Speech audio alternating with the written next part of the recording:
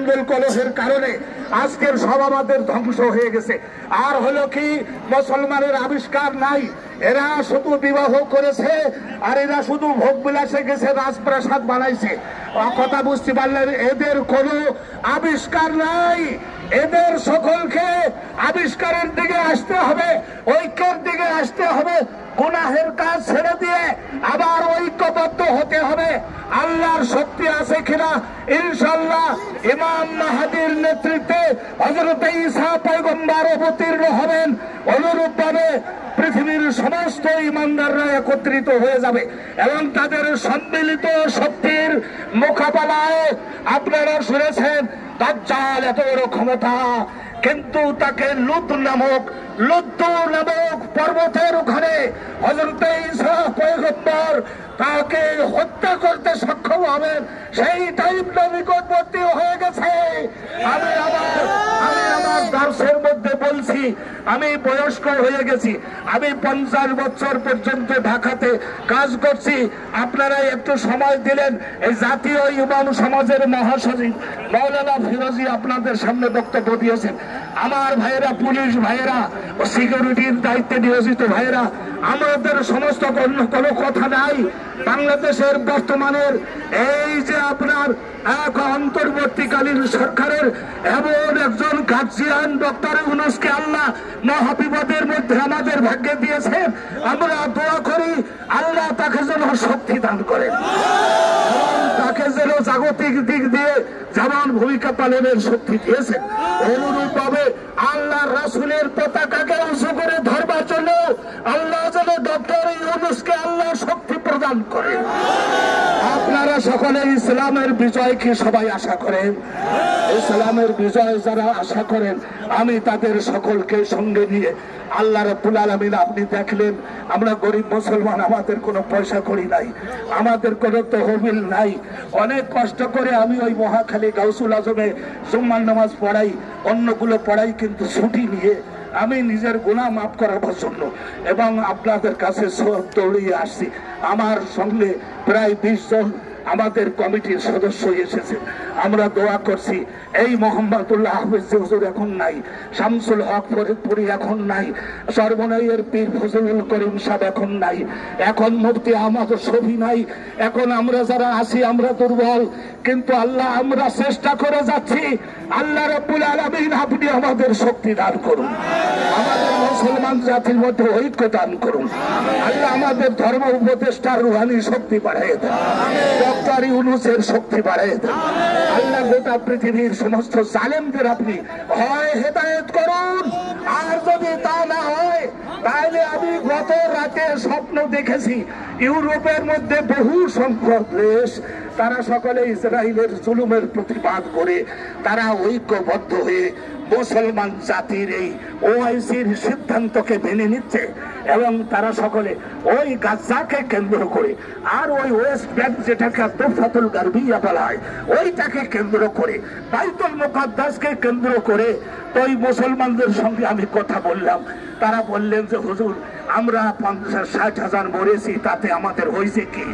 আমরা এখানে প্রয়োজনে এই আল্লাহর রাসূল যে মসজিদের থেকে, আল্লাহর নবী যে মসজিদের থেকে মেরাজে গিয়েছিলেন, তার মানে কি আল্লাহর আরশের দরজা হলো ওই বরাবর। এই জন্য মক্কার এখান থেকে সোজা রওনা না দিয়ে ওই জায়গায় যে কমপক্ষে সমস্ত অলিগণ নবীগণের সঙ্গে তাদের স্বীকৃতি দিয়ে সম্মান প্রদর্শন করে সেখান থেকে তিনি আরশে গেছেন। আবার আল্লাহর আরশের থেকে সব রহমতের ভান্ডার নিয়ে সরাসরি মক্কায় আসেন নাই, আবার ওই জায়গায় গিয়ে ওখান থেকে নামছেন।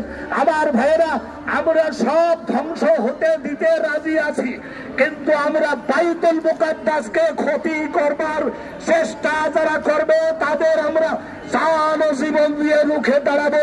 ইমানের শক্তি আল্লাহ আমাদের বাড়িয়ে দেন।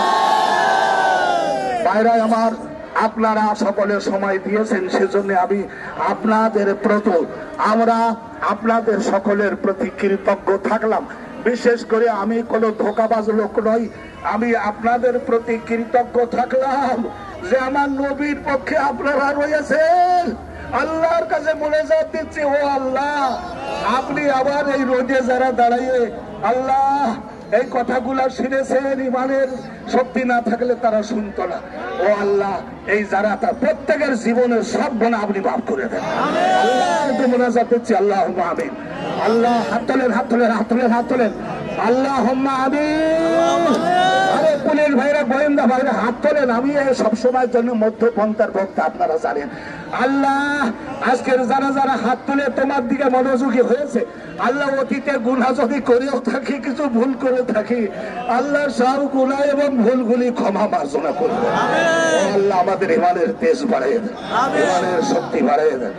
আল্লাহ বাইতুল মুকাররমকে বাংলাদেশের আল্লাহ ইসলামের কেন্দ্র হিসেবে আপনি কবুল করে নেন।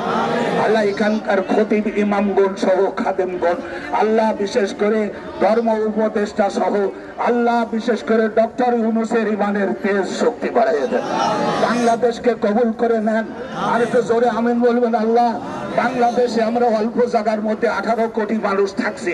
ও আল্লাহ তুমি যদি দক্ষিণ দিকে সাগরের মধ্যে কিছু ছোট ছোট শহরগুলাকে বড় বানাইয়ে দাও। আল্লাহ মাটির নিচে যদি তুমি কিছু কয়লা এবং তেল গ্যাস দাও, আমাদের অভাব ঘুষে যাবে। ও আল্লাহ বিদেশে আমাদের ইমানদার ভাইয়েরা যারা আছে প্রায় 1 কোটির উপর, তাদের হেফাজত করো। ও আল্লাহ রব্বুল আলামিন ফিলিস্তিনের যেসব মুসলমান শহীদ হয়েছে, ও আল্লাহ কি করে তাদের ঋণ শোধ করবো হবে। ও আল্লাহ ফিলিস্তিনের শহীদ করে রক্তের ফুটার বিনিময়ে আমেরিকা ইংল্যান্ডের এক একজন খ্রিস্টানকে ইসলাম কবুলের তৌফিক যাদের ভাগ্যে ইসলাম কবুলের তৌফিক নাই, যারা জালেম, ও আল্লাহ তাদের তুমি ধ্বংস করে দিবা। কামা আহলাকতা কাওমা আদিন ওয়া সামুদ, যেমন ঝড় দিয়ে এবং অগ্নিবৃষ্টি দিয়ে আদ সামুদ জাতিকে ধ্বংস করেছো। ও আল্লাহ আমেরিকার এই ট্রাম্প আমাদের বাংলাদেশ একটা গরিব দেশ, একটু ব্যবসা বাণিজ্য করে খাই, আমাদের মালের উপরে 35% ট্যারিফ আরোপ করে আল্লাহ আমাদের ব্যবসা বাণিজ্য ধ্বংস করে দেওয়ার চেষ্টা করেছে। আল্লাহ মাল যদি না বেচতে পারি তাহলে কি করে কারখানা চালাবো। ও আল্লাহ তুমি ওই ট্রাম্পের বিরুদ্ধে যোগ্য ব্যবস্থা গ্রহণ করো। আল্লাহ তুমি নেতানিয়াহুকে বিরুদ্ধে যোগ্য ব্যবস্থা গ্রহণ করো।